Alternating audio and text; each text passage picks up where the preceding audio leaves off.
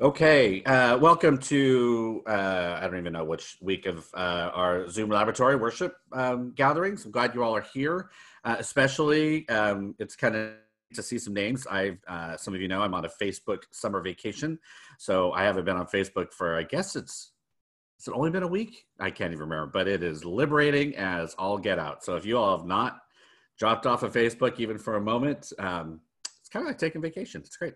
In any case, I'm glad you all are still able to be here. And so I'm still committed to being with this group, and I'll post something in the Facebook group once I'm done recording, so that in case folks didn't get to see it. All right, so as we do, if you are new to us, welcome. Glad you've stumbled upon us in any way that you have been able to.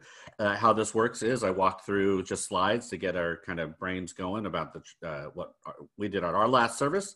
We do a little sharing about things that are going on, questions you might have.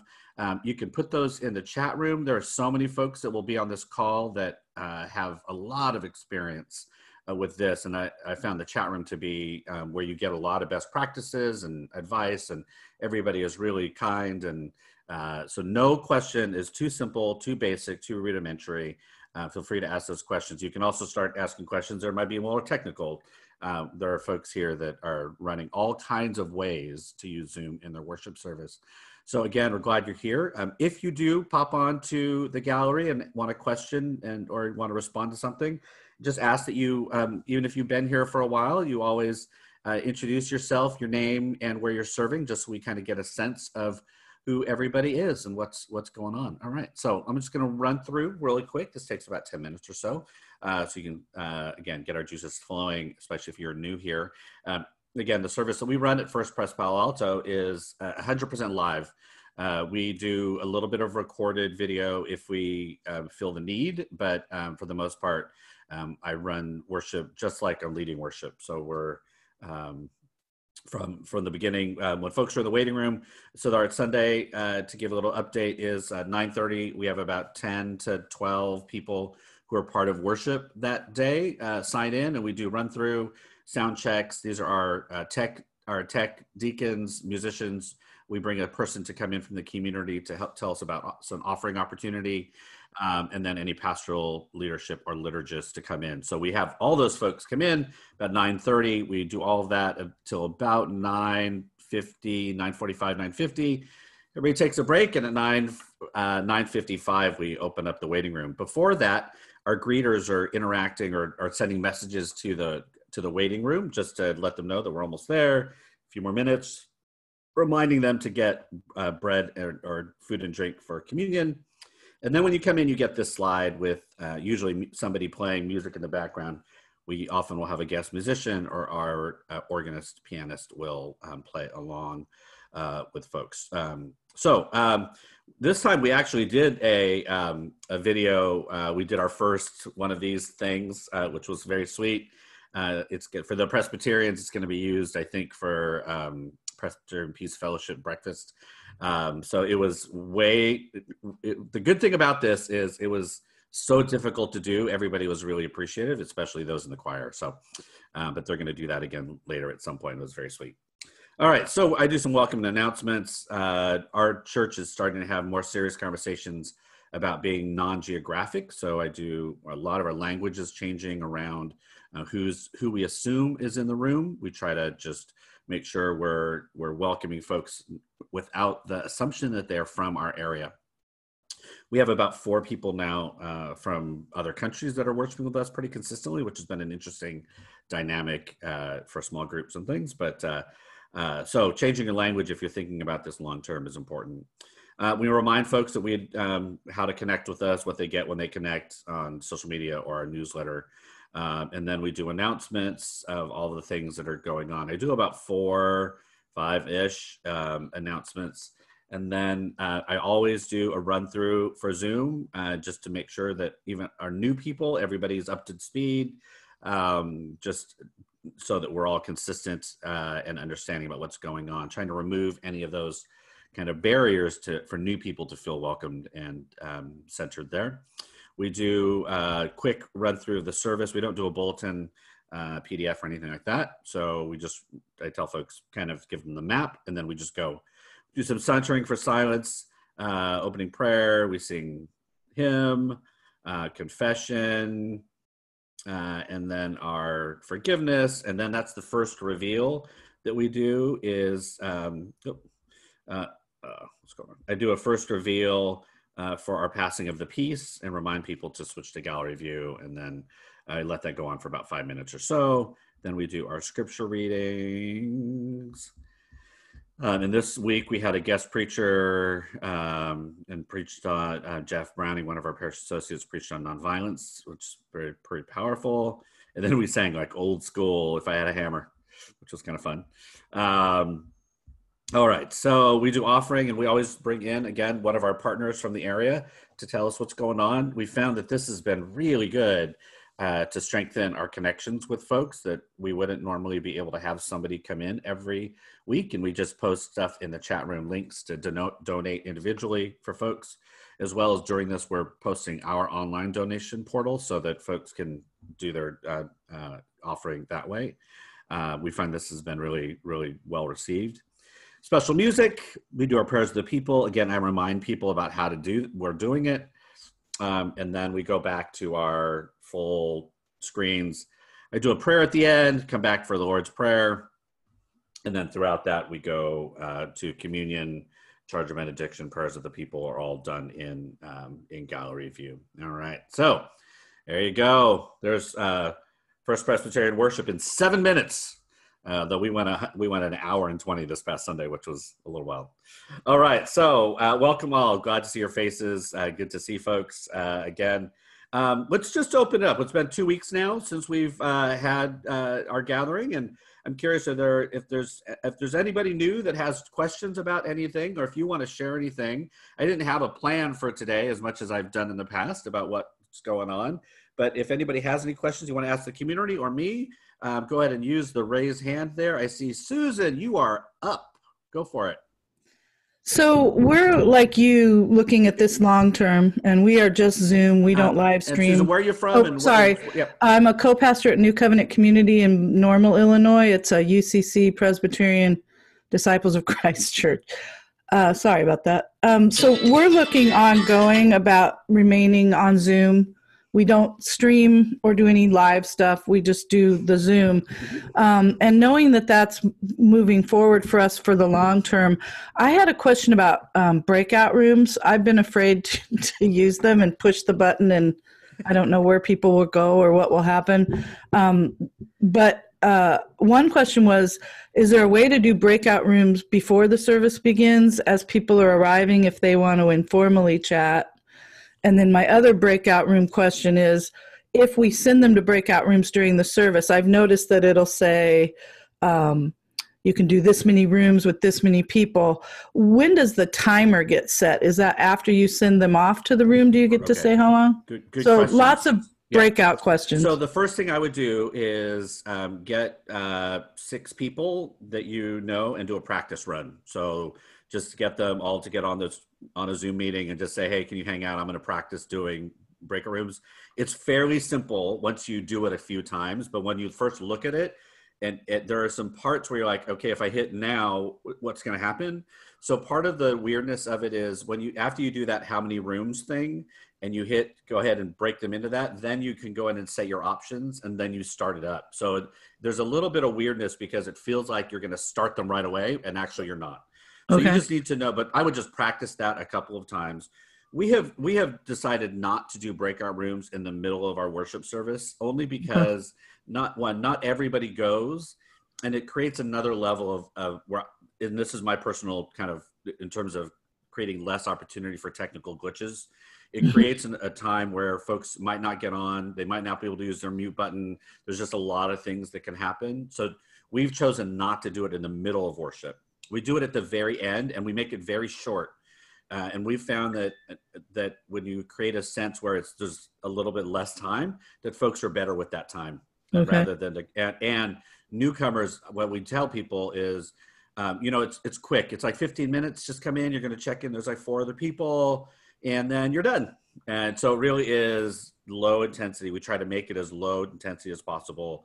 And then, so after that, after you start the rooms up, I go in and actually look at the rooms and scan up and down to see if there's only 2 people in a room, and I'll just go in and switch them out and move them to another room. But that's just practice. So that's really get 6 people, because then you can just divide them into 3 rooms of 2 or 2 rooms of 3 and see how it all works. We actually, so I could, hopefully that answers to your questions. One is we don't do ours during worship. I think you're taking a chance. Yeah. I just had to offer that advice of things going wrong, especially for brand new people. It might be a little odd. But can you do it at the beginning? Like in our church, they come and they talk to each other before the service starts. How can we do that? Can you do that in Zoom? Gosh, my phone is blowing up. How can you do that? You could do that at the very beginning. The thing is, that's interesting. I don't know what happens if somebody joins in while there are groups already going on. Yeah. Or maybe I was going to just unmute them and let them talk, but then I find it harder to get them muted again. But I guess that's just something to play around with. Yep. Cool. Okay. Anybody want to respond to that? Go ahead. Go ahead and just unmute yourself, introduce yourself, and if anybody has any other responses. This is Jeff Allen from Paris, France. Jeff, I'm from Paris, France, so I'm over in Europe. It's the end of my day here. I've been watching all these sessions, and I've been involved in the Zoom Faith Facebook group for about 2 months. We're using really at the end is the best time to do it for kind of like the post-service kind of moment. I found that if you got people coming in while you've already created the groups or the rooms, then it doesn't always put them out. It doesn't spread them out to the groups. It's supposed to, but it doesn't always work. Okay. So if you've got people, and I've checked with our admin of my company that I work for SAP. It's a big software company, and we get enterprise accounts. It's supposed to work that it will count them in. Right. But I found yesterday that didn't. Okay. Great. Okay. Thank you. Brenda, you were going to say something. Yeah. Brenda Larkin, I'm the associate pastor at Now's Discovery Church in Fremont here. And you have Paris in your background, which is very funny. Oh, yeah. Well, better than my messy office is what I figure this is the only way I can get to Paris right now. Anyhow, we've started using breakout groups at the end, kind of like coffee hour. We kind of look at it like they're coffee hour tables, and our people love it. They really look forward to chatting with each other at the end of service, just kind of the same way they always have. And that's why we're using Zoom, is that people are so desperate to see each other instead of streaming. We just leave the mics open at the beginning before worship starts. Our culture is everybody comes right when service begins. That's when the whole big bulk of people show up. So anybody who comes early, before 10 minutes of, gets to chit chat with each other just with the mics open. And then we play some prelude music, starting at about 10 of, and that's when we put everybody's mics off. Great, thank you. Yeah, I think that chatting beforehand, some of that is going to depend on how many folks are in your service. I mean, I think that if you have 80 to 110 people logging in and all that, I mean, it just would become unruly. So we don't provide any opportunity for people to chat before service. We encourage people to chat in the chat room. So as soon as we open up and let people in, music's already playing. And in the chat room, we've welcomed everybody and said, hey, introduce where you're from. Somebody asked a question. We have a couple greeters that are just interacting with people in there. And then we do the coffee hour as well at the end. George, I see your hand up. Go for it. Yeah, hi, George Lynch, Rancho Mirage, California. My church, which is West Hollywood UCC Church in LA, is meeting this Sunday to call a new pastor. We have a number of non-voting members, and we want to put them into a breakout room. But also the council would like for them to do like an advisory vote. Can you do a separate poll in a breakout room from the main session? Ooh, that's a good question, but I don't think so. Okay. Yeah, breakout rooms are really limited. Well, the polling seems limited to me too. Yeah. I mean, so even the polling can't get into a breakout room. So certainly not separate. And if you wanted to poll individuals, you would just, it'd be the honor system, really. Just only vote on this if you happen to be a voting or non-voting person. So that would be the difficulty.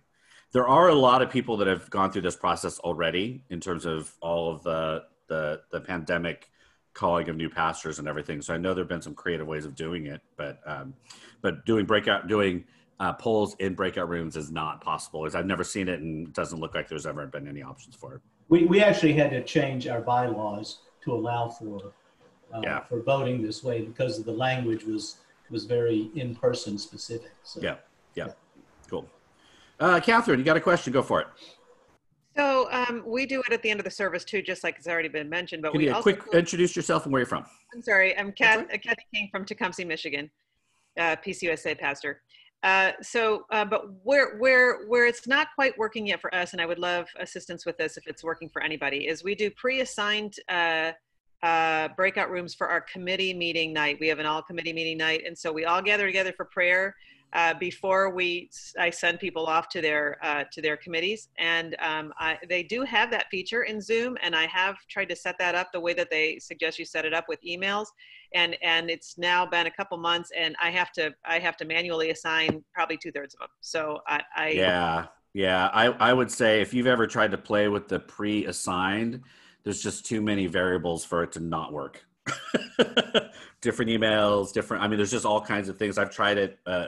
I tried it once and was like, yeah, I'm not doing this again. It was easier for me to scan through and assign people to folks. I just said, people, give me 5 minutes. I'll put you in a room, and then I'll send a blast out that says go. And that seemed to be a little bit more, and folks are, there's a lot of grace, right? Always. So they're like, yeah, okay. That would be my advice, but in others, have anybody had real success with pre-assigning of large groups of people to breakout rooms? If you have, we'd love to hear you, because I know I see a lot of heads shaking no.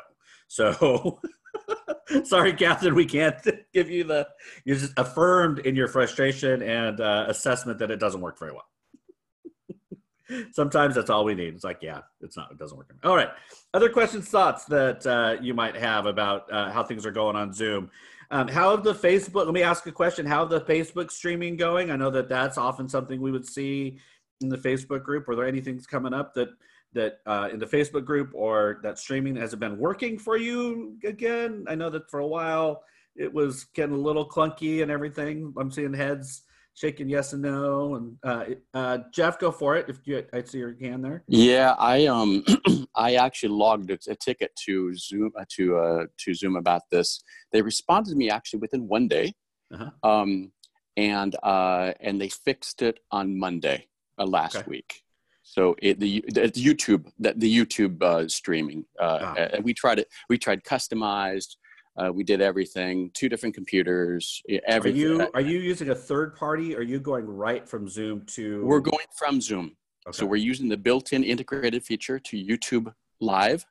We, in the past, have used the customized one where you can, schedule you schedule the YouTube event, but we found it's just as easy because it puts it right up on our YouTube channel anyways. So it's easy to find.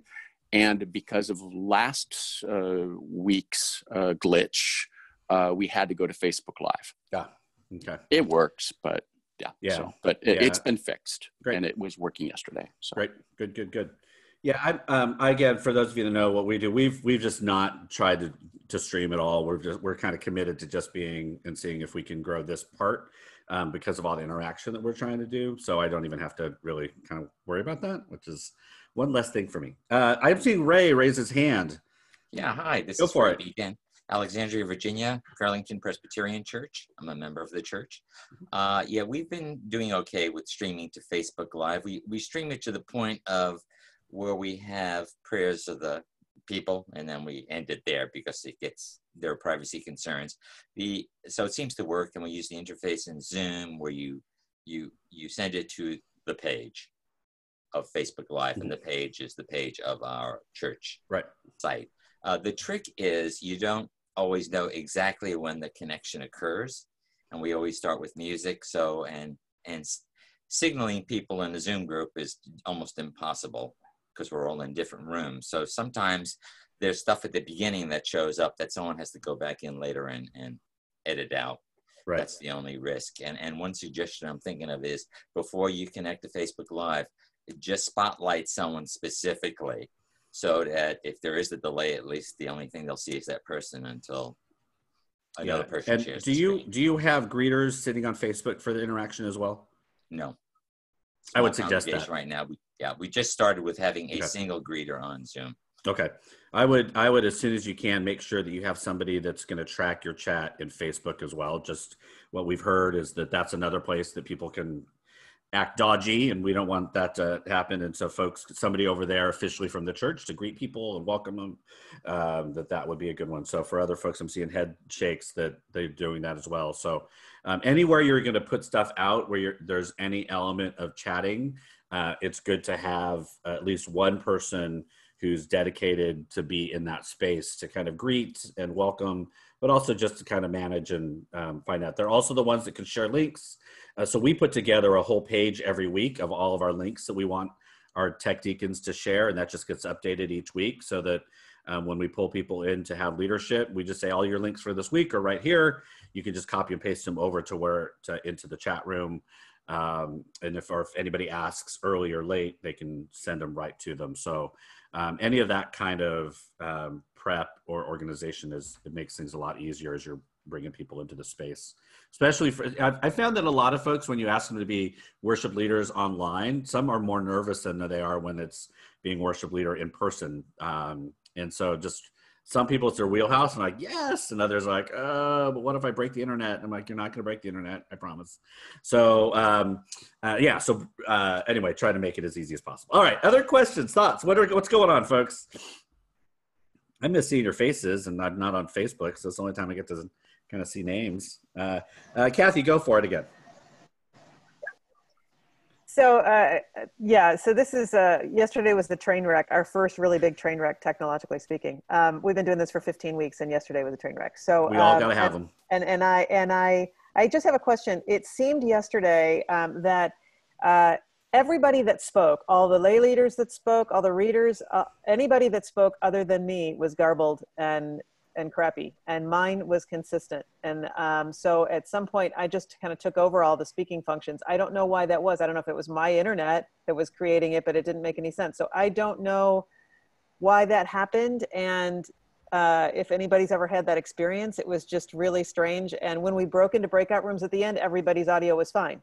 So it was only the main room, and everybody's audio was awful, except mine, is my understanding. Oh, interesting. I know that did happen at one point when everybody thought the church broke Zoom one Sunday, where everything was happening. I thought that was very sweet that people thought the church broke Zoom. I mean, we're big, but we're not that big. So I don't know. Did anybody else experience that this particular Sunday? I'm not seeing any, because normally I would say it was everybody else's bandwidth. Now maybe in your area there was something going on with bandwidth for a certain people on a certain, certain area of their bandwidth that could have been, but that does seem weird, because I don't think the main account would have anything to do with that, actually, but that is odd. I might practice one more time this week just to see what happens, so that you don't bump into it again, just to check it out. But if it works afterwards, that's weird. Yeah. We're so unhelpful today with some of these things. Other than, yes, that's awful. There could be worse train wrecks, though, for our Zoom world. So, George, go for it. Hi, George Reisner. Also, I'm in Kathy King's church in Tecumseh. Oh. I usually do the post-processing for the recordings, and the cloud recordings were even bad. I mean, okay. You could hear her audio, nobody else's audio. Screens that were shared didn't show up. It was just, she was sharing a screen. I know on my screen at home, I could see it. But when I looked at the cloud recording, it was just a black screen. Oh, interesting. So very strange. Yeah, I'd run through worship one time this week and see if you can replicate it and see if it's just without as many people on it maybe, and just see if you can get 4 or 5 people and replicate and see how they're doing with their sound. I can't imagine that it's your out of the main account though. That just doesn't make a lot of sense, but maybe. Well, it was, we do a run through on Friday and it worked. Evening, and it worked fine. It's all the same speakers, all the same slides. Everything was perfect. This is one of those, we just hope it doesn't happen again. Yeah. I had made a suggestion that maybe we can at least record our run through on Friday, so that at least we'll have some sort of backup. Maybe. I mean, I think, Kathy, did folks roll with it pretty well when you just took over the verbal stuff? Well, I guess George could speak to that, I guess, but yeah. I got a couple of extremely encouraging text messages after worship, just saying, thank you so much for your leadership through that, and your calmness through it really helped us. And yeah. I was able to do things like, I prayed through worship. I mean, we were able to do certain things. Right. We had a pre-recorded sermon from somebody that we were sharing, and it was a video. And an audio, and the audio was perfect. The video was horrible. So I played the audio, so you could close your eyes and listen. I think these are the types of things. You could mute your sound if you didn't want to listen. You could read the scripture. I think these are the types of things that you just go, look, we are the church together, and that nothing can change that. And that's good. Well, that's a good culture if that's where folks are and they're able to roll with things.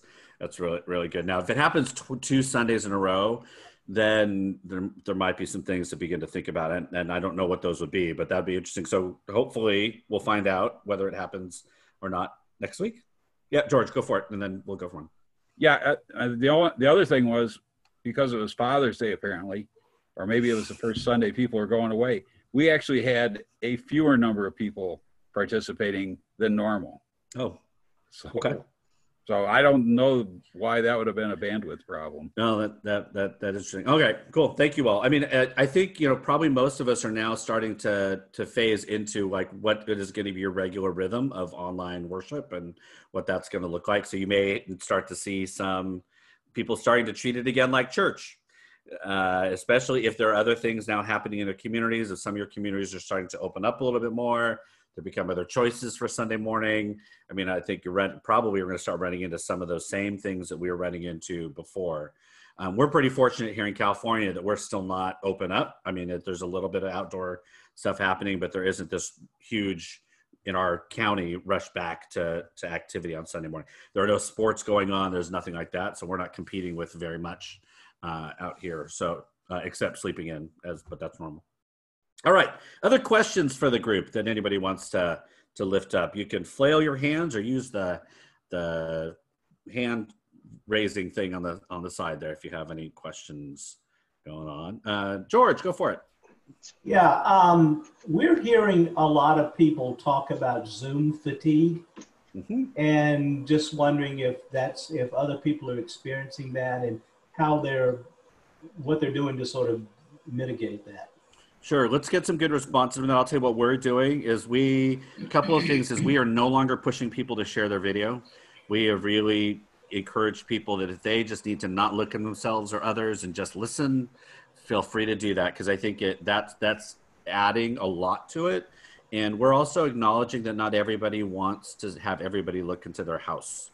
And so as you're thinking about the ways in which you welcome new people in, so some of our folks are like at the beginning, like, that's the best part. We want to see faces. I'm like, well, but not everybody wants to show you their faces. And so we've had to actually work through that as a community because folks have noticed that there's less people sharing.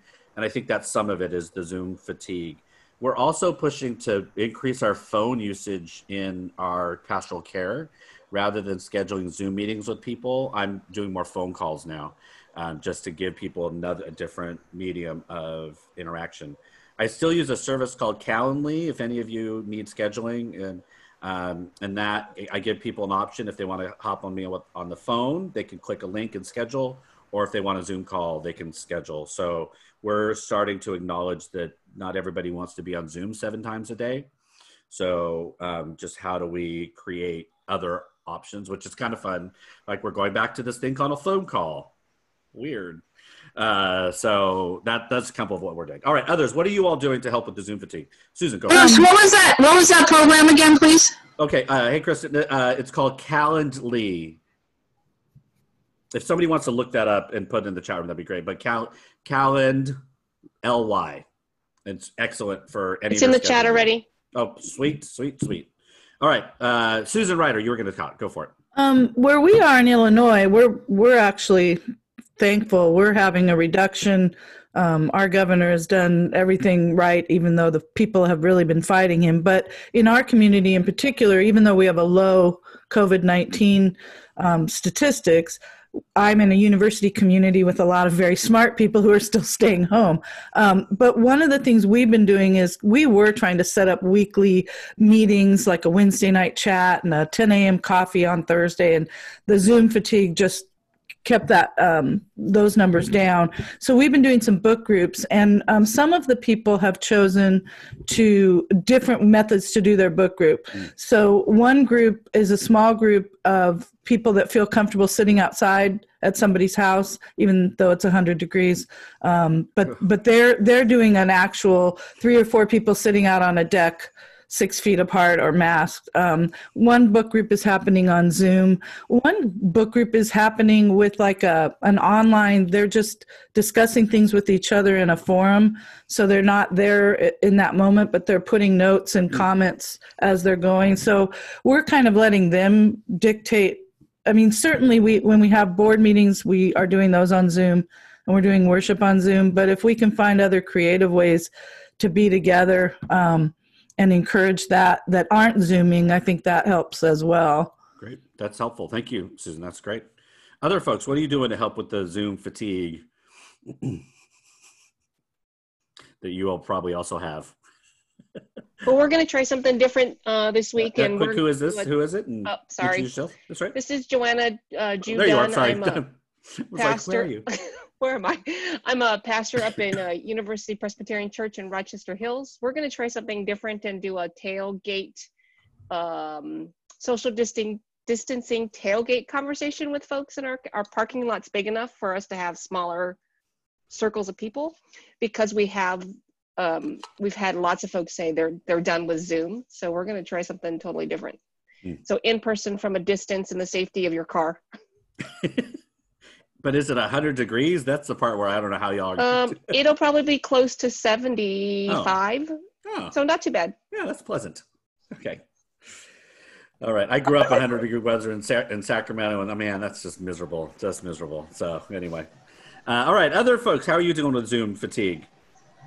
I'm Matt Meinke, and I'm the General Presbyter from Maumee Valley Presbytery. I was surprised one time with a bunch of veteran Zoom folks, a bunch of my ministers, and just mentioning, hey, you can hide self-view. And some of them didn't even remember that or know that. Oh. I think that's part of it. I don't like looking in the mirror at the same time as visiting with you all. Yeah. But I think just being a permission-giving kind of, encouraging people to change it up, not use video if they don't want, use your phone if you want, go sit outside, just to kind of change it up, I think is important. Yeah, we a lot of our folks, they'll go to speaker view just so they don't have to look at themselves all the time. Speaker view I can't do speaker view because it's too much. But that's a lot of folks that they'll deal with that rather than they're finding themselves just looking at themselves and not enjoying that necessarily. So thank you. Yeah, that's good. Kristen, you were going to share something.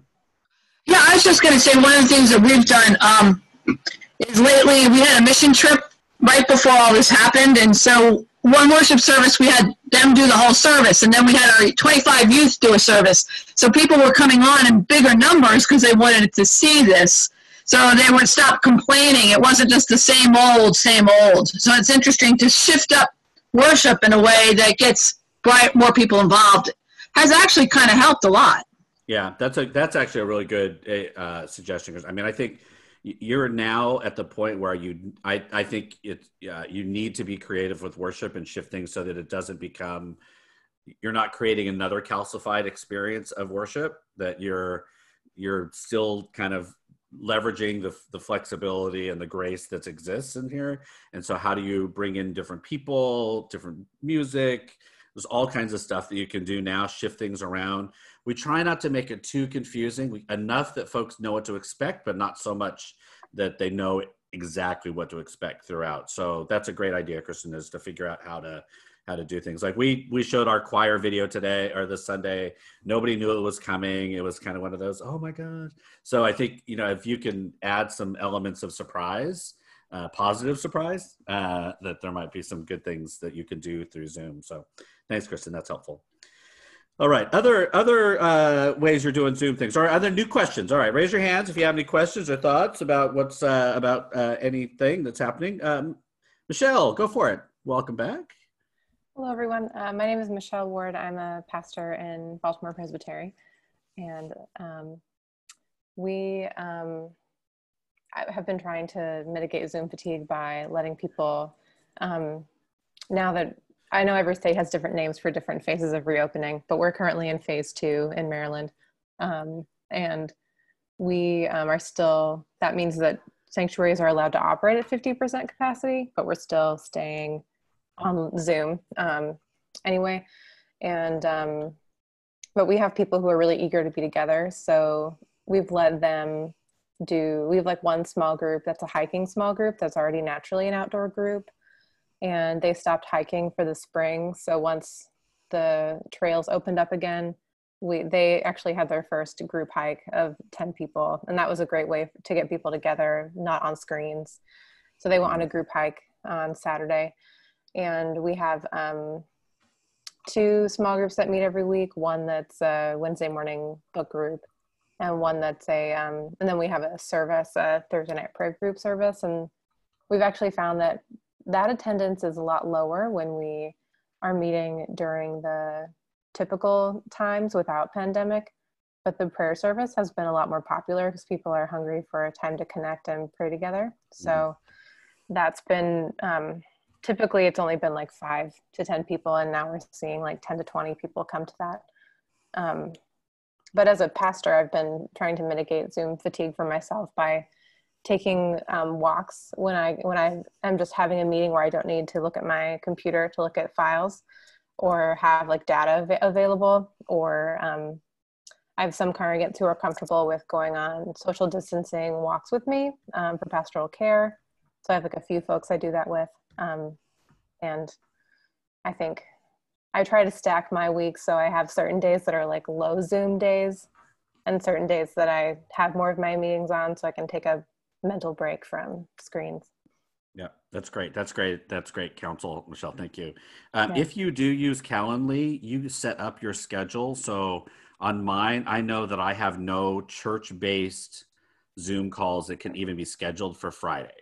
And I set certain hours on Tuesday, Wednesday, Thursday. So there will be days I have 7, 8 to 9 Zooms on Tuesday, Wednesday, Thursday. But I know on Monday and Fridays, those are going to be really, really low. And Saturdays, I don't do it. So if any way that you're figuring out your patterns to mitigate your own Zoom fatigue or just in general fatigue, that's great.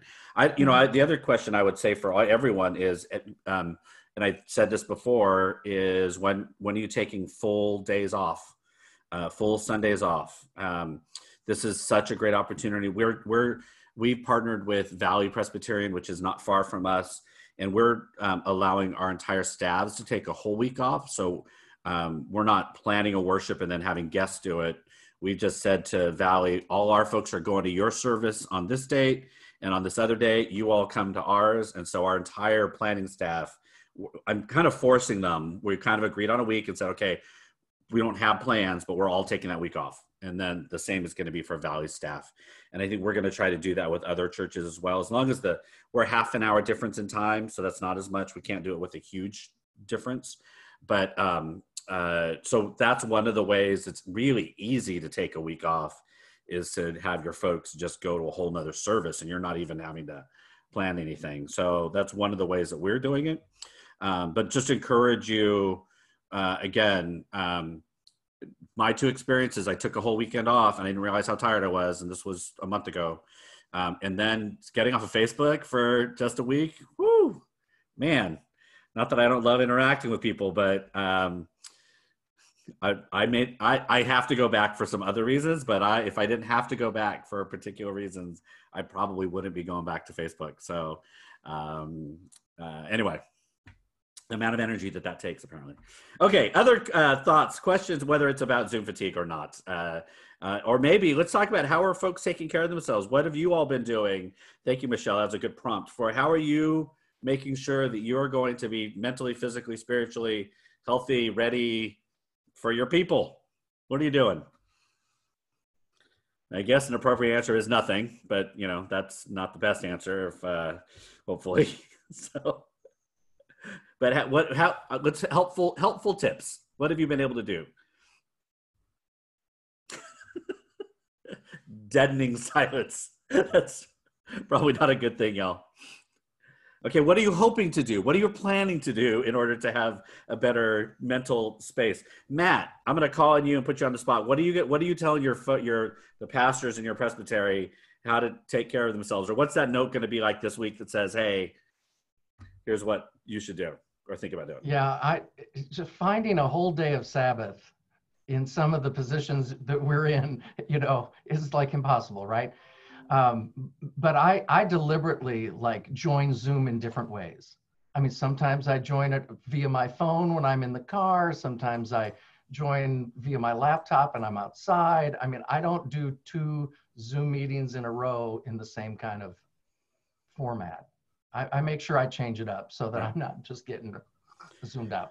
So one of the things that I've heard from a couple of presbyteries is that the presbytery staff, and this may be an idea, Matt, I don't know if you've heard this, that they're doing a worship service and telling the churches in their presbytery, we'll do a one service whenever, and so you can take your Sunday off and send all of your people and we'll lead a worship service. So I think it's a really interesting idea because not every pastor wants to take you up on it, but I bet there would be multiple folks. So if you're from another denomination and you're judicatory to see if they're willing to lead one service. Yeah, and our synod leader just did that. He offered to do 1 week, and he's just sending out 2 links. One is the full worship service, and 2 is just the sermon. And you can so pre-recorded, whatever you want. Kind of. Pre-recorded, Matt? Yeah. Yeah. Awesome. Cool. All right. Other ideas how you all are taking care of yourselves?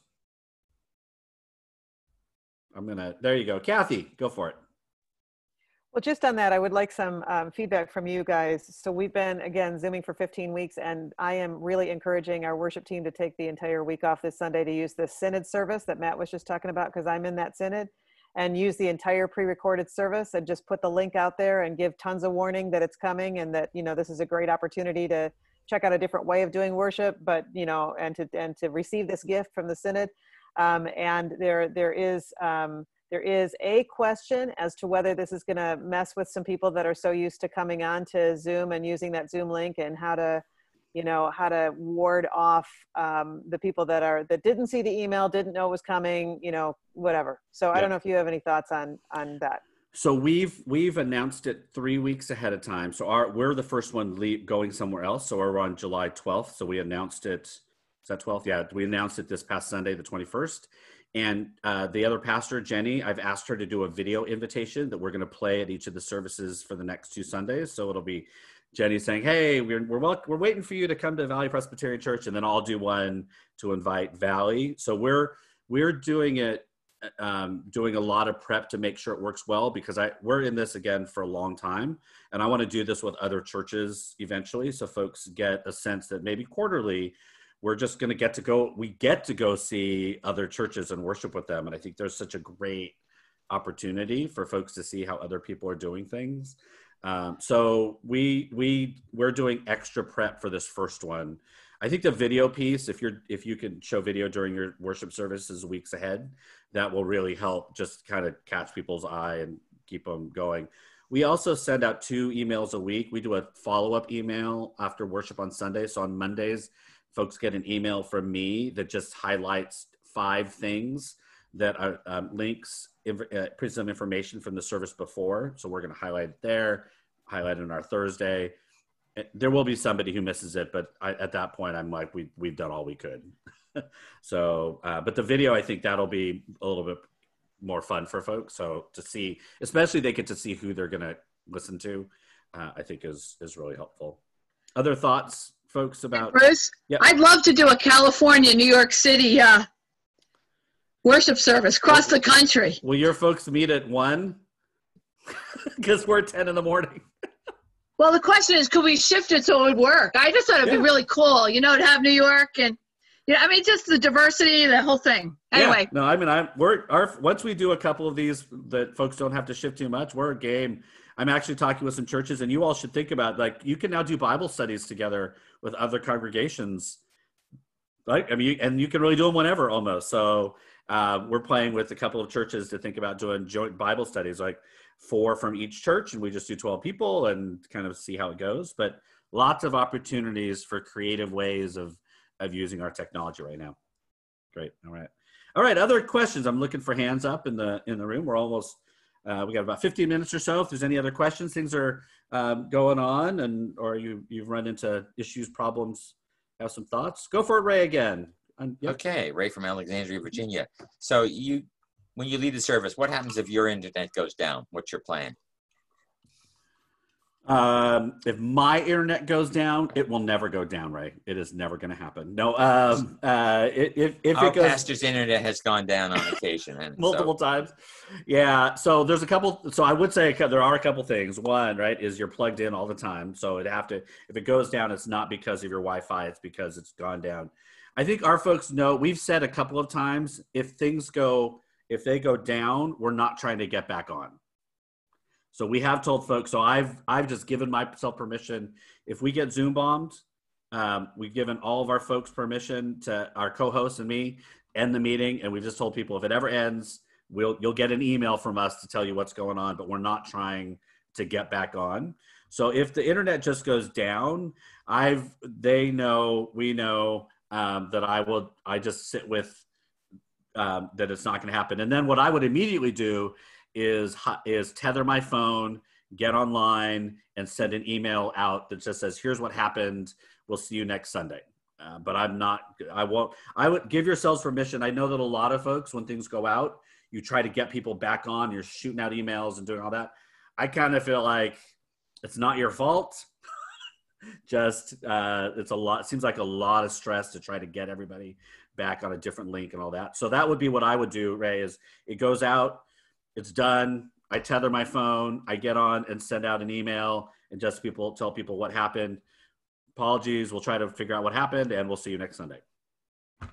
Cool. I have something that happened to us. My husband and I are co-pastors, so we're in the same house on the same internet with 2 different computers, and we take turns preaching and all that. So we make sure, because this actually happened during a board meeting. I was the host, and I forgot to make anybody a co-host. So when I got thrown off of Zoom, it wasn't the internet. Zoom just decided to throw me out. Nobody could do anything with controls. So unmuting and muting and anyway. So what we've started doing is I make sure I have several co-hosts who are not in my house. And I also share our Google Slides with them so that in the event, if Bob or I got thrown off, they could continue the service in some form. If we were mid-sermon, then no, that's not going to happen. But we found this out when we took a couple Sundays off and we started sharing our slide folders so that there are some people that in the event something went out, they could finish the service. But having several co-hosts who don't share your internet is also, at least that keeps the people together and you could say goodbye if it's just an internet glitch. Right. You know, it's not like everybody just disappears. That's helpful. Thank you. All right. I see a hand. Marty. Yeah, good morning. Marty Susie from Wilmington Island Presbyterian in Savannah. I'm just getting back to the place where you can get at least the pastor to have a day off.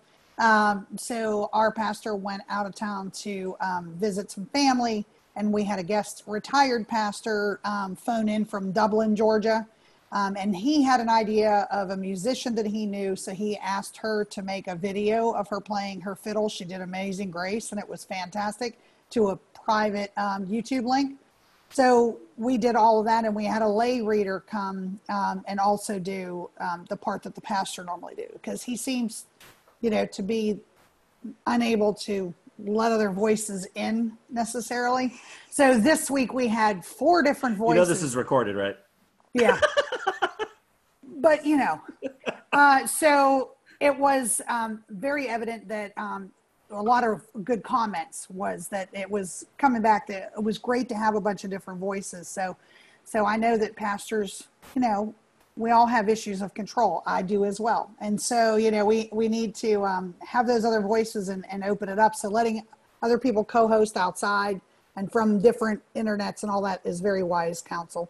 Yes. Yeah. I mean, I look at it just like you would for your regular service. If you were in person, like how much are you integrating other folks in the life of worship? I think it's actually becomes easier if you're doing Zoom based, even pre-recorded, because folks can do things that you get over that technological hump for some people about recording themselves. But once people are okay with it and comfortable, then you can definitely bring in lots of different voices, which is great. Thank you, Marty. That's helpful. Jeff.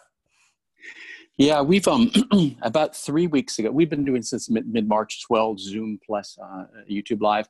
About 3 weeks ago, we were able to have people come back to the church, but we only did pre-recorded music.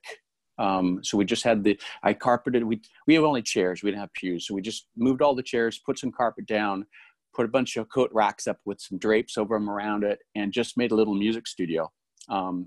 And just had 3 musicians with masks there. And we pre-recorded a bunch of songs, just 2 hours, do a bunch of songs. Next week, do a bunch of songs, put the words in, and so we've got a kind of an inventory of songs now ready. And now, as of the last 2 weeks, we've been having service with just the technicians, just the three musicians, and a very small handful of people. There's 15 people maximum, where this place is packed with 120 usually. Yeah. Social distance, but so we're in this 80% online and 20% in. That is a whole nother ball game. Mm-hmm. So a whole nother ball game. We are constantly reconfiguring to try to find out how to deal with how do you have the prayers of the people in Zoom being heard and seen on the screen in the sanctuary, and how do you have it going outward the other direction and dealing with all the music in both directions. It's like having 2 or 3 services actually in parallel. They have the same content. They're just on different platforms. And you have to manage that sound and the video in all directions. If any of you are part of the Synod of Lakes and Prairies, which is Minneapolis, that area. So I'm going to be with you all for 2 hours this week. I don't know if you've seen any PR. I haven't seen any marketing. So I'm scheduled to be with you all for 2 weeks for the Synod to talk about hybrid church and the future of hybrid church. I hope that's still happening. I'll talk with Jeff and see, not Jeff Allen, but Jeff, you're the exec in Minneapolis, to see if that's still happening. But we're talking a lot about this hybrid church stuff going on and kind of what we're planning. So again, our church is not going back until the new year, so we're giving ourselves this long runway, but we're beginning to have very early conversations about what is hybrid church going to actually look like in our sanctuary, which I'm really excited about.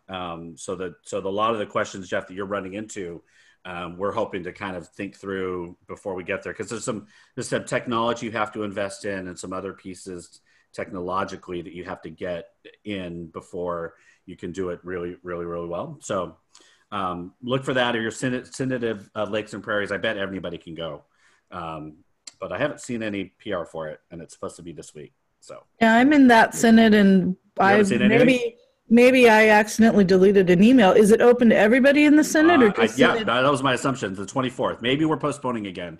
Things have been going on in Minneapolis from what I hear. So I would not doubt. I'll check in with Jeff, the exec, this week to see. It may get bumped to next week, which is fine too. All right. Any last questions that we got going on? Thoughts, questions? Y'all I love this. Somebody asked about the meeting for church musicians. Yes, that's on my list, but I have not had the bandwidth to take care of it, but that is definitely still on my list to do. I'm just zooming through these chats real quick. If there's any other things going on, I do get my new microphone this week. I'm moving up to a Rode Podcaster. If any of you are total like tech nerd kind of folks, a Rode Podcaster is probably, it's a little bit above the level of a Yeti, but it has an external microphone plug, so you're actually hearing exactly the sound that you're getting, which is if you're podcasting or doing anything, that's really helpful. So it plugs right into the microphone and not into your computer. So that's exciting for me. If any of you are looking to upgrade and you're a tech kind of person. Otherwise, I use my Blue Snowball for most other things. All right. Cool. Eric's got a question. Yep. Oh, go for it. Oh, go ahead, Eric. Hey, Eric Larson, pastor at Danbury Community Church in North Carolina, living in Winston-Salem. A week ago, we're only having worship on Zoom now, but we're sharing it to Facebook and YouTube later. But during the children's sermon, because a few weeks before, my host that I switched to recorded gallery view, I muted myself this time, and I thought, well, I'll turn my camera off. And I was just listening to the children's sermon, and I realized, oh, I'm not on the 5G Wi-Fi. I'll switch to that, which is a risk in and of itself, because then there's a moment of disconnect. And came back, and I'm like, oh, I don't hear anything. All right, I'm gonna wait. All right, I'll start and keep going. But the thing was, even though I could see the video like I do now, I got texts and chat comments, and even a non-geographic attendee from my dad of saying, turn your camera on. And so the host did, my tech person, she did turn it off and turn it back on. But as you can see in the recording, there's no more video there. Even though I could see it, it just wasn't there. And I thought, well, I didn't think about it till later, but we were transmitting. There's an FM transmitter now around the church that a governing board member brings, Presbyterian Methodist congregation. And so he's transmitting, and I thought, even if I had stopped and restarted, like Bruce just said not to, it was still transmitting for whoever was actually listening around the area. But somebody in the community time after coffee hour said, well, it was nice. I liked listening like it was on the radio, or, on the radio. So with the Zoom fatigue, right, they didn't have to look at me for a little bit, but others wanted to. Right. Anyway, thank you all for the Yeah, thanks, Eric. That's good. I find that when you're having just one person kind of having the problem, is just to have them log out and log back into the meeting, and that generally will take care of it. But when you're supposed to be leading it, there's like this extra level of, so good. Thanks, Eric. Good to see you. All right, others. Dun, dun. All right, y'all. If I'm not seeing any other things going on, glad you could all be here. We'll meet again in 2 weeks and just kind of see if there's things to talk about. I won't be on Facebook again. Thank you to Joanne and others who are helping to co-host over there. And I assume everything's fine and there's no shenanigans going on. I don't know. How bad could a Zoom faith group get? Who knows? That's not a challenge. All right, you all. Thank you again. I will post this on the Zoom Facebook group as soon as it's recorded. It's probably tomorrow, so I'll record and put something in there. And so thank you all for hanging out as always. Have a great rest of the week.